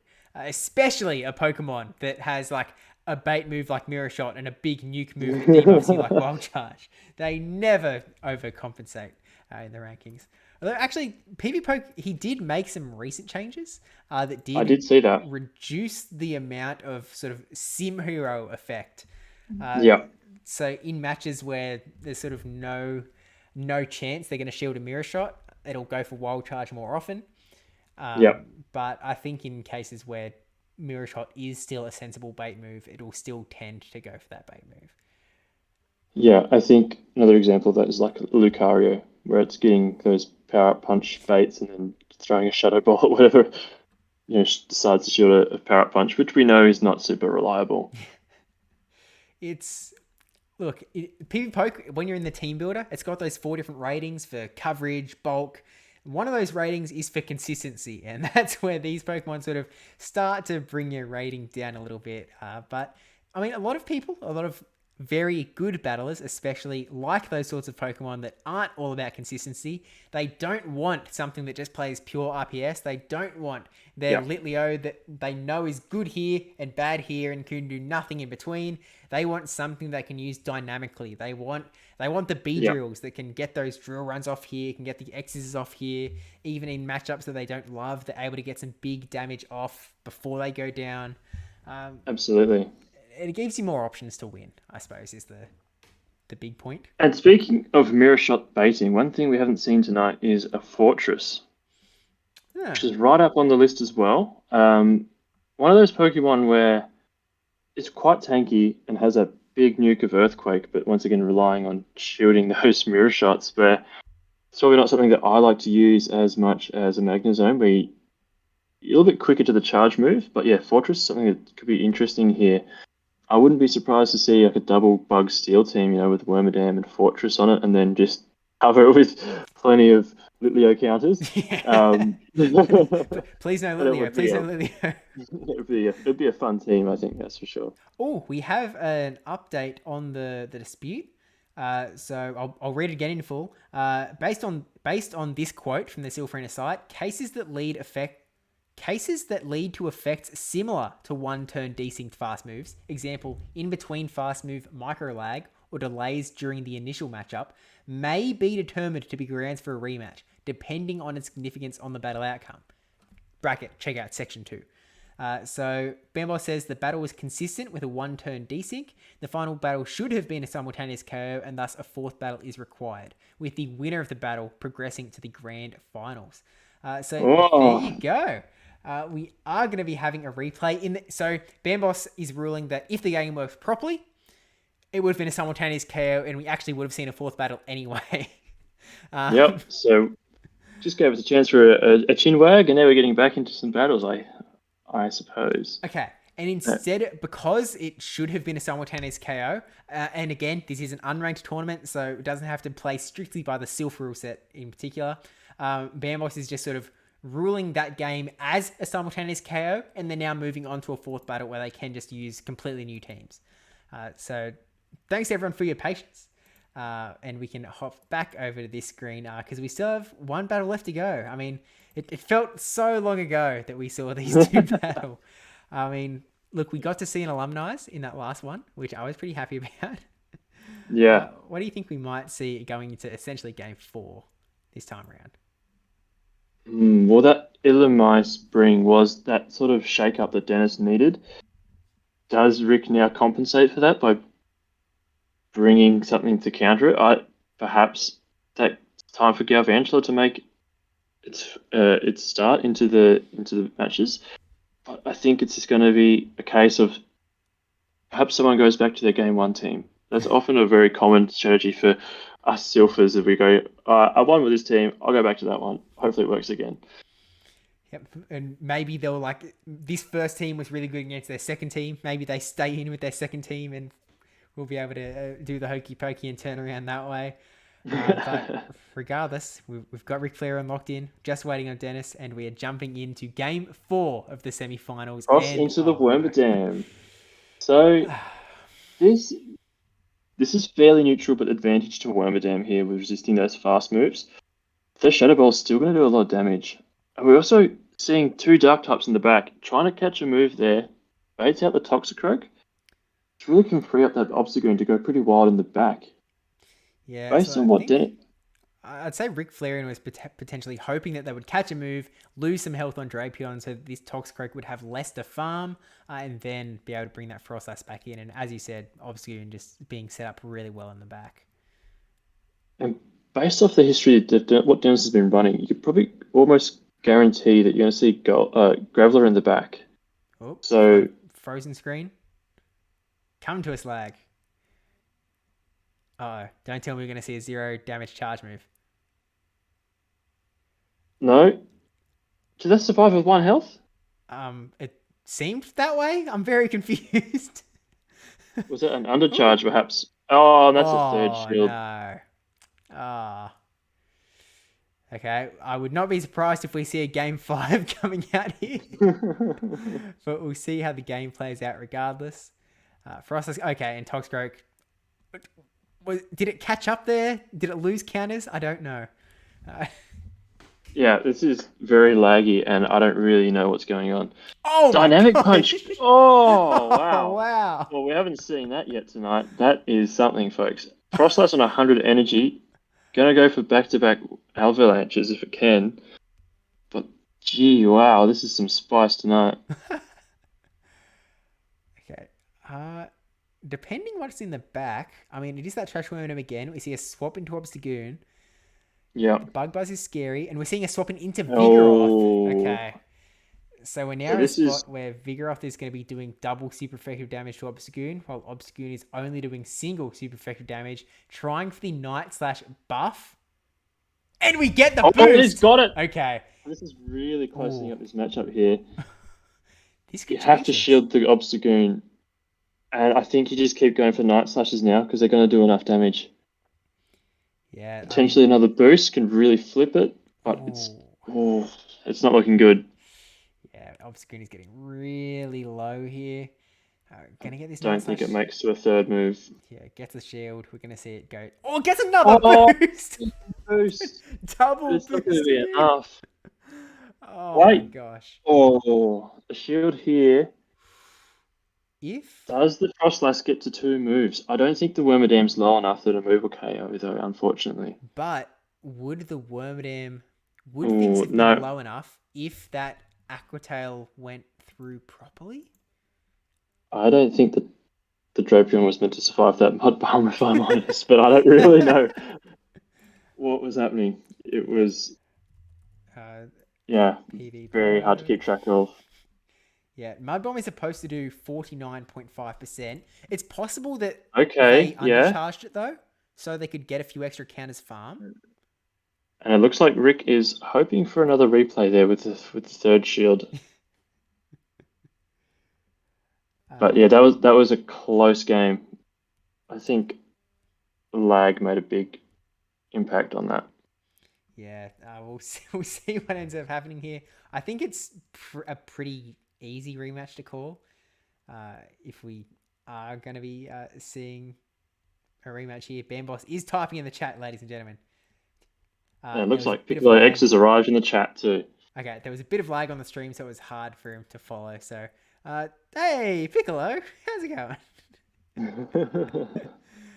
Yeah, and this, ladies and gentlemen, is a huge shout out to the Australian internet, famously some of the best internet in the world. It is truly a mystery that we were able to stream tonight. Oh dear. I've got everything else in the house turned on flight mode to not use any extra bandwidth, so I can focus all on streaming my face. Okay, they are replaying same teams, so we're going to be jumping into essentially a 5th game here. Game 5. Yeah, best of 3. And we still have the grand finals to go. And Achilles Hero said that he has work at 10, which is in half an hour here. Ooh. So hoping that we don't see any more lag here. But again, same teams. So we'll see how it goes this time. All right. Rick just really trying to make sure that a Timber makes to the final here. Okay, we've seen this come out. So, no attempted catch this time. Just straight into Drapion. Yeah. Takes the confusion damage from the first confusion on the Drapion. Tries to get a bit of a Poison Sting head start. Really put the pressure on this Toxicroak. Aquatail's a low damage move, but Toxicroak's so squishy that it's going to do a bit of damage. I almost wonder if it's worth going for a crunch defense debuff. But actually, I wouldn't think so. At this point, no. You can just... We're going to get another Aquatail here. And... Oh, forcing the shield. Really this is interesting. Yeah. That probably allows Frostlass to come in and farm down for free and puts Rick in a lot better spot than last game. Yeah, I mean, you're not going to shield this Drapion, I don't think. You actually could if you really wanted to push it, but I think you'd have to burn a second shield so that you get your Aquatail off. So let's it go. We're presumably going to see the Frostlass come in for a farm down. We know that it's got Dynamic Punch now. So I think, yeah, so he's hoping to shield the Dynamic Punch here. Does a lot of damage. And we know that Vigoroth is in the back. So Frostlass is important here. Yeah, unfortunately, I don't think that Rick Flareon is going to be able to get the same luck of the double Obstagoon boost 2 games in a row. That is one of the downsides of rematches. But okay, so he's gone in for the energy advantage. Difference being here is he's got advantage of energy and only 1 shield scenario, where the fast moves are going to take less of a back seat. Yeah, big damage coming through.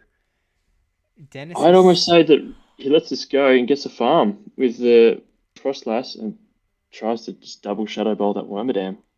Yeah, it seems like a good strategy. Wormadam has a little bit of energy, so I feel like it's almost worth throwing a charge move against this Vigoroth just to try and make it go. Don't want to burn a shield, but this could probably only be a body slam, so you're happy to let this go. Building up to 100 energy here, which is, building past that, never ideal, but you don't want to throw a move in that scenario. Yeah. Going to go straight for the Shadow Ball. Knows this is a safer play, whether he shields or not. You don't want to get that Avalanche unshielded. Nice. Does connect. You can probably go straight Avalanche here though, because that's going to do enough damage. Yeah, still a It's few just a matter patches of away. Is Wormadam going to who get gets another the charge two move? moves. I think it's only one or two away. Oh, this is really close here, people. I think Frostlass has it, but if Dennis undertaps, then he wins, and Frostlass will Oh, take this one out. I was worried we were about to see a bit of lag there coming again, but no. Oh, that would be the worst. I think we've finally escaped the semi-finals, and we are now So going to against see. all odds, Rick Flareon has pulled it back after losing, Uh, getting two rematches, and has now advanced to the grand final. state of the game is a lovely thing, but we'll see how we go. Which does mean that unfortunately we will not be seeing either alumni's or the 6 times normal team in the grand finals. But still, we're sure to be in for some very strong battles between these two teams. So I've got Achilles Hero versus Rick Flareon. So while we get set up on the back end, do you want to sort of tell us what you're sort of seeing between these two teams? All right. So what we can see here is that the Abomasnow has a good amount of play if it can steer clear of the counter user and the Frostlass. If Roserade decides to mix things up, well, it's going to have Poison Jab, so that's going to put a bit of pressure both ways, make it pretty close. And then also, Rick has the option of TMing Sludge Bomb on his Drapion, which has fairly good neutral coverage against the team, aside from the Beedrill and the Alolan Graveler. On Achilles' side, Pidgeot looks safe if you can avoid the electric types. Heracross has a bit of play against the Obstagoon, can hit Frostlass pretty hard. I think PvPoke used to say that was a win to Heracross in the one shield, but it is a very close matchup. Graveler, energy and shield advantage, always hard to beat. Yeah, I think once again, as the theme of the night, it's going to be who gets the Pokemon where they want it, who fights for Switch harder, and who can retain shields. I think is really important for this. I feel like Pidgeot is going to be hard to bring for Achilles Hero just because the double electric is there. And Frostlass as well, actually. It's very scary for Achilles Hero to bring. But, I mean, Achilles Hero did come out up against some very scary lineups in the previous rounds. So, still definitely in it to win it, to say the least. Achilles Hero and Rick Flareon. Absolutely. Actually, interesting about... Rick Flareon is a winner from a previous thingy Australis Shield. Whereas Achilles Hero... I think this is his first time in an Australis Shield. I believe this is his first. There you go. I've been in those shoes. It's nerve-wracking, but it's very exciting. Okay. And once again, it was actually against Rick himself. So, I think last time the way it worked was Rick forgot to shield an Outrage when he had 2 shields, and that sealed the deal. So let's hope that Rick remembers to shield tonight, doesn't let those nukes go through. And it should be a really close battles tonight, I think. Yeah, look, I think I'm looking at the clock and I'm really just hoping no more lag. No, I think Achilles Hero needs to get to work. Yes. Why were you late to work, Achilles Hero? It's like, oh, I had to do a Pokemon tournament. It's like, oh, what did you get for winning? Like, well, it's unranked. It actually means nothing. My name on a digital shield? Honor and Glory, I believe, is what it's called. Exactly. That's the most important thing. Right Absolutely. Below fun. Yes. And these Flash tournaments are a lot of fun. You get to play a lot of battles really quickly and against a lot of good battlers. It's just it's overall a great thing to be a part of, this Australis Shield. For sure. It's always a pleasure to watch as well. I think that... oopsies. I accidentally closed everything down. It's back. It's all good. But yeah, GG's regardless. Okay, and I've missed chat entirely because there's a way that you can put chat into OBS and I didn't do it. I could have done it, But I was like, no, I just didn't. So I missed Piccolo asking how your commentary was going. on par, he hopes. And Well, it can't be as good as his commentary was on the factions recap, I'm sure. But I'll hold it up for the Timbers. I'll do my bit.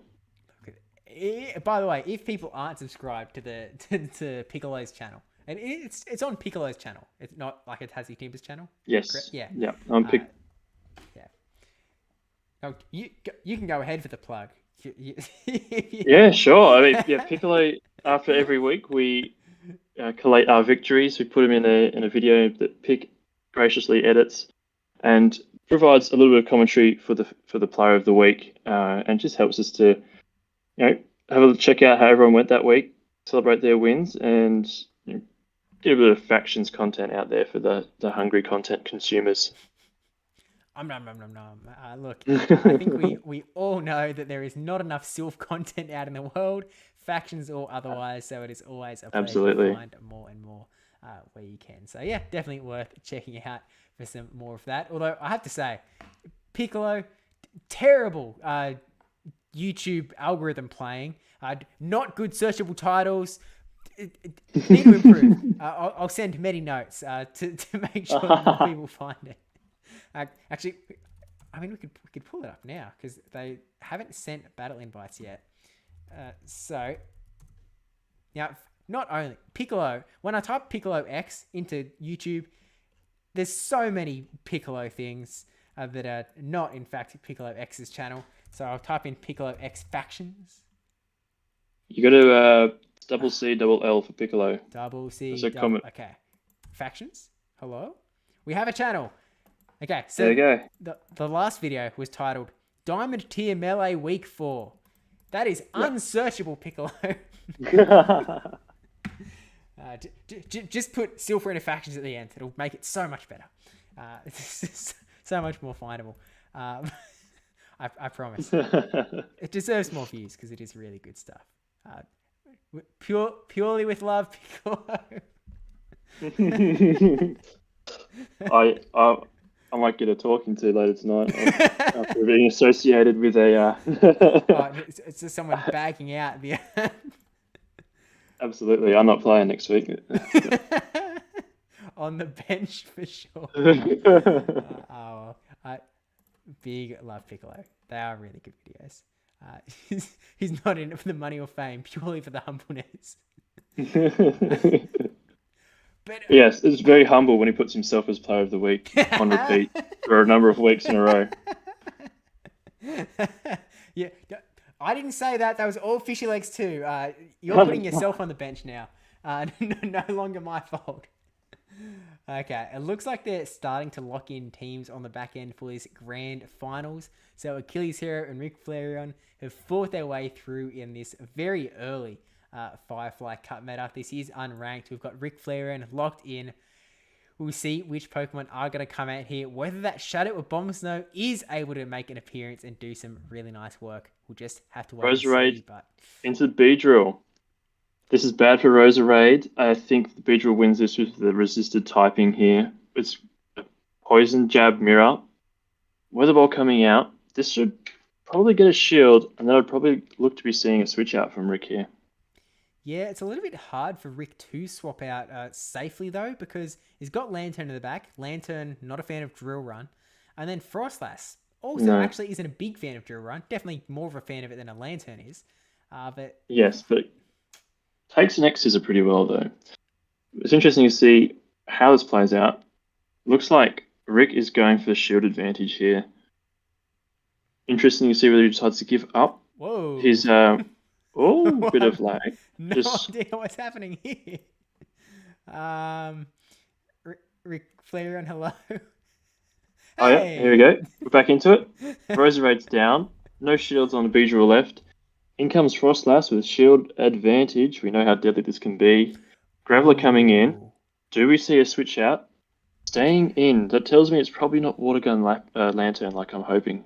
Yeah, but even if it was a Spark Lantern, I feel like you would want to swap out as early as possible so you could try and get a Hydro Pump off. Catch the move. It's a Water Gun. Oh, and he's caught the move. Okay. So this is Interesting plays here. Is this a Stone Edge? No, just a Rock Blast. Will he be able to farm this down before he gets on the move? I don't think. I think he's going to get a Rock Blast off. Oh, Oh Eddie, my there he gosh! goes. Before he comes That's down. huge. Shield advantage, energy advantage. Both these Pokemon will really do well against that. Heracross in the back. You can probably almost go straight for the Hydro Pump here, I would assume. Okay, going to play it safe. Going with the Thunderbolt. I don't think this will take out the Heracross, but it will do a lot. I think I get it very close. Yeah. Yeah, absolutely. I think now you just let. Well, I was going to say, let the Lantern go down, but No it lives need. on. I think. Does it get to a move? Oh my Yep. gosh. There we go. Achilles Hero must have been hoping for the full farm down there. If his, if his head was still in, That it was was a possible win. But that was his win con there. I think was just double either baiting or getting the drill run to land on the Frostlass, which even then I don't think would win. But yeah, great game there by Rick. Losing lead, but keeping shield advantage to secure, a good backline lineup. yeah, and I think again it's sort of, I guess, testament to, it was Roserade versus Beedrill. And Yeah. while it is a losing matchup for Roserade, you're still putting pressure onto the Beedrill. We didn't quite see how it went down because whatever happened to the screen, but Beedrill ended up with no shields because those fire weather balls just sort of kept coming through and forcing Achilles Hero to kind of want to keep it around for a potential later matchup. I mean, there are two electrics on Ric Flair inside. There's a Drapion that doesn't like ground either. Yeah. So there was reason to keep Beedrill around. And and I think you don't, in a lot of circumstances, you don't want to give up switch that early into the match, but I think, Rick had a plan in mind that he wanted to get energy advantage on the Frostlass or the Lantern, and we know that those two Pokemon go really well when their shields are down and energy's up. So it'll be interesting to see whether he goes for the same play or whether Achilles can mix it up a bit here and stop him on his track. Dun dun dun. Achilles Hero thinking, can I fit Shadow or Bomber Snow into this line of three? Can I please show the people how this Weatherfall spam goes? Yes or no? Interesting. So brought in the Heracross. I guess Heracross has play pretty much against the entire team. Beedrill has play against most of the team. So like Achilles Hero's team is very safe up against Ric Flareon's team. Yeah. I think sometimes that can be a blessing and a curse. If a lot of safe things don't really win matches hard, it can be set up for, the occasional farm down here or there. So here we see changing the lead, Drapion into the Graveler. Aquatail's going to come in quicker than those Rock Blasts are, but it's not going to do as much damage, I wouldn't think. Yeah. Interesting. It does a little bit of damage just because of that rock typing. I think you're only able to take 2 Aquatails plus the Poison Stings. So Graveler going for the charge move now. If it's a Stone Edge, it's really going to hurt. So Ric Flareon opting to burn the shield here. Nice call. Oh, great shield. Yeah, and he's going to have to, in return, he switches out to try to catch a move here. Oh. Here comes the Frostlass. Going to bank that energy, knowing that Graveler has really good matchups against his backline. He needs that Aquatail pressure to really try and get rid of it late game. But Ric Flareon is now at the shield disadvantage, which is not where Frostlass loves to be. So going to get his first Avalanche off, but I think Beedrill can shield here and get another move off, which might force another shield out of Ric Flareon. Yeah, I think at this stage, Beedrill can go straight for an X-Scissor, put on that shield pressure, as you see coming through now. And Rick has the option of shielding here, or does he just let it go? Hangs on, but he's not going to get that Avalanche. Not going to get that move off. This is tight now. I imagine you come in with Galvantula to try and get energy lead. Or I guess you could bring in Drapion to just throw bulk charge moves to try and get it off the table, just because you know that Drill Run is going to be scary for both remaining Pokemon. And I guess going for the crunch for the potential defense debuff. Yeah, here it comes through now. Gets the shield. No debuff. Going for the next crunch. Gets it in ahead of the Beedrill. I don't think this KOs. It'll be close. Ooh. Just barely not enough. Gets one sting in. There is. Oh, you have to shield this and go for the Aquatail here. Yeah, I mean, gonna let it he's got the no shield. Survives the rock Gosh. blast. Wow. This guy, he's got those brave plays, that's for sure. Now this Alolan Graveler is going to go down. Quick swap into the Galvantula, where there is a 0.5 HP Beedrill in the back, and we are now seeing a Abomasnow with no Ooh, one shields. lunge is going to do a lot of damage here. It is going This is to hurt. great positioning here by Rick Flareon. He's managed to keep things the way he wants it, get his Mon up against where he wants to see them, and I think it's going to be enough for him here. Yeah, the 20% shadow defense drop for Abomasnow. Oh, and there it goes. And we do see a move come in. The move comes through. I don't think it's KOs. Even if it's a Duron and it took out Galvantula, you'd only need one Poison Sting from the Drapion to take it out. And I don't think he's got two moves. Lag. No, don't do this. Okay. Oh, and the Volt Switch damage comes through. There you go. Wow, that was a lot closer than I thought it was going to be. Great battle. Yeah, look, Beedrill thinks that it can stay alive on half a HP. Galvantula can do the same just to finish it off and show that it's not that cool. But I do believe that puts us at a 2-0. Am I right? I think, yeah, 2-0 to Rick Flareon. He's returned to his Shield crown. Yeah, two-time champion. I think we're actually going in for game 3 here. I'm not sure. Actually, Achilles Hero has to get to work. No way he's playing a third battle. He's got 15 minutes to get to work now. He's going to be running, but hopefully we'll be able to get Rick Flareon. Yeah, he's passing on game 3. So hopefully we'll be able to get Rick Flareon in here for a quick little chat just before we all head off away. But congratulations to Rick Flareon, the first ever 2-time winner of the Australis Shield.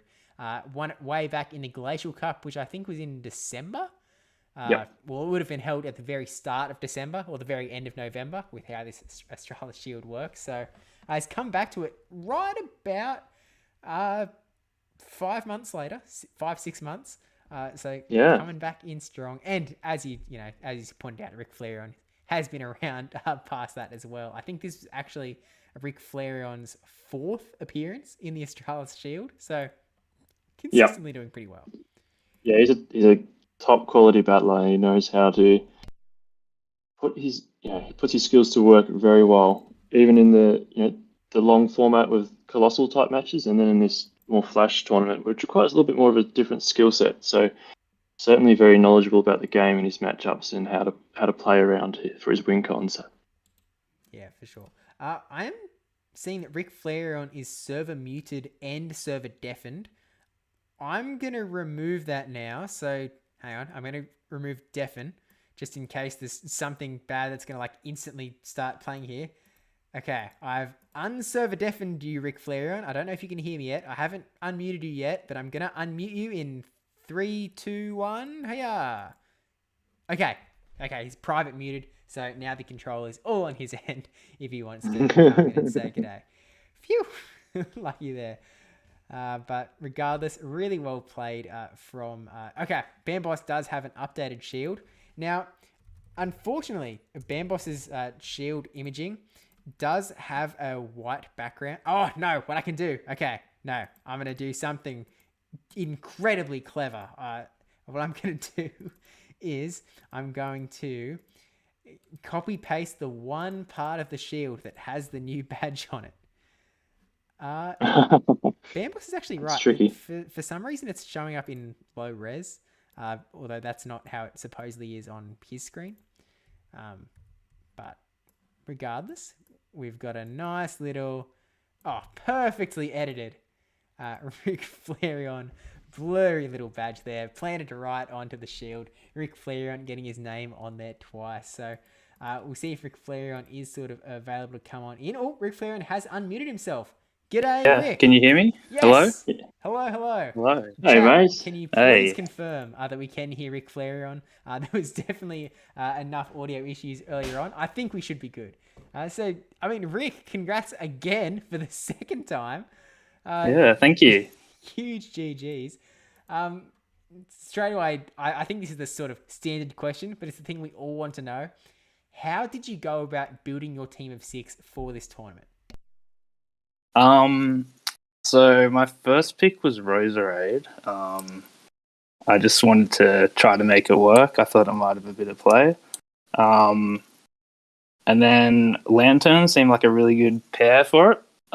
Sort of covered all its weaknesses. And then I thought Drapion was maybe an issue, so I put Obstagoon as my fighter.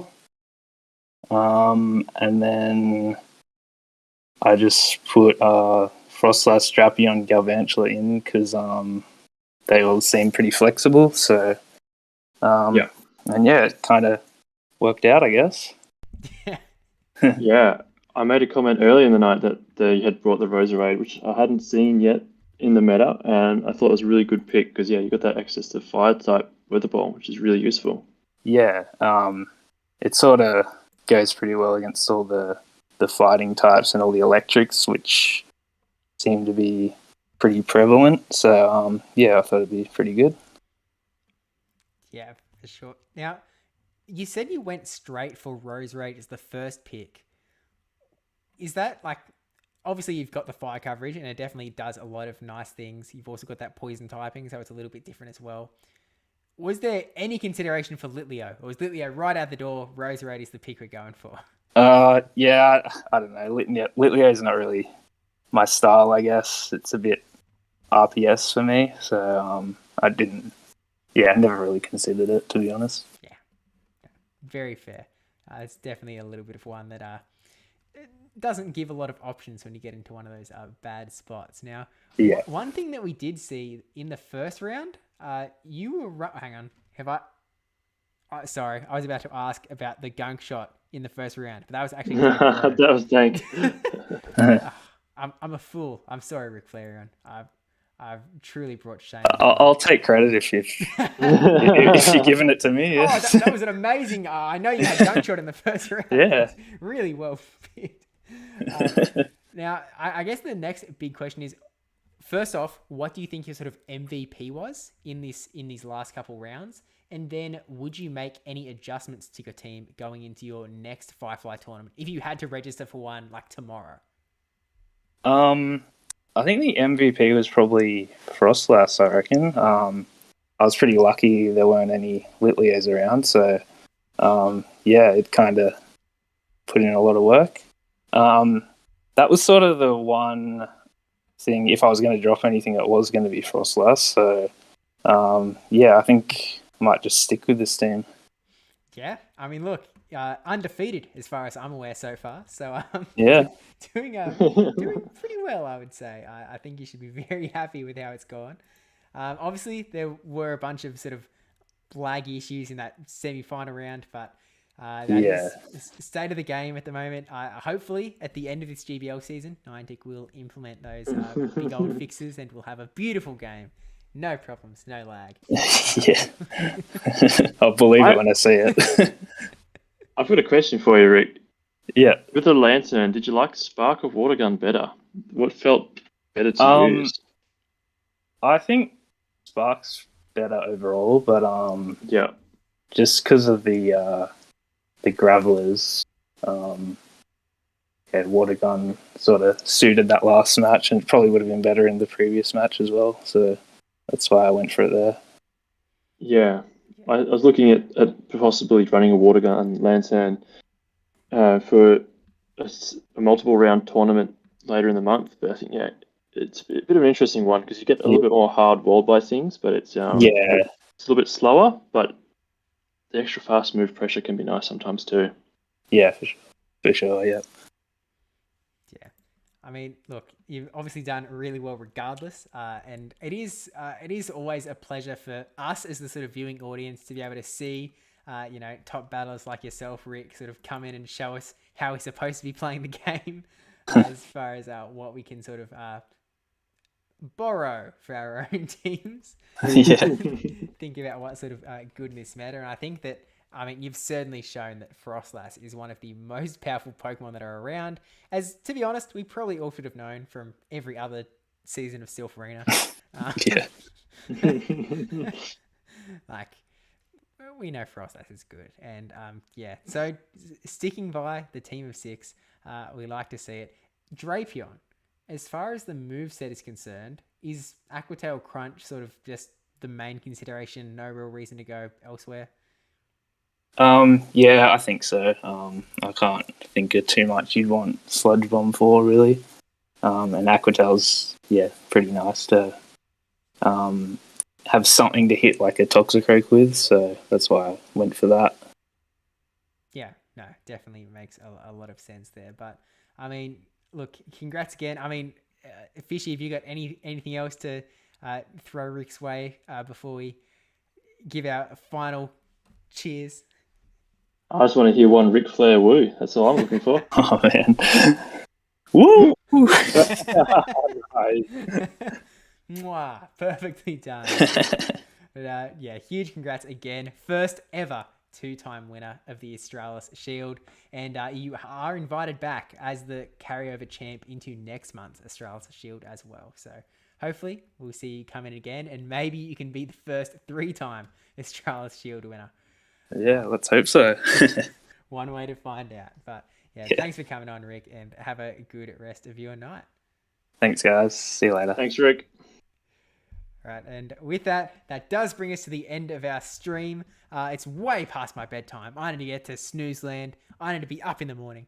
But seriously, thanks to everyone who has shown up for this tournament. Thank you again to all of the battlers who not only jumped in, but showed us what to do, had a little bit of fun, and also the battlers who did screen share for us as well, because obviously this stream would not be as possible if they weren't sharing those screens. So huge thanks to them. And of course, as always, massive thanks to Bamboss, the man that is really behind all of these Australis Shield tournaments, pushing everything going, making these Shield graphics, doing everything under the sun to keep things working really just nice and smooth and all going well. And of course, running the disputes on the back end that unfortunately sometimes might rear their head. But I mean, with that said, of course, I have to give a huge thank you to Fishy Legs too for coming on as a previous champion. It's been a lot of fun hanging out. And as far as Piccolo's earlier question about comment casting, you're getting a mwah from old Steve-O.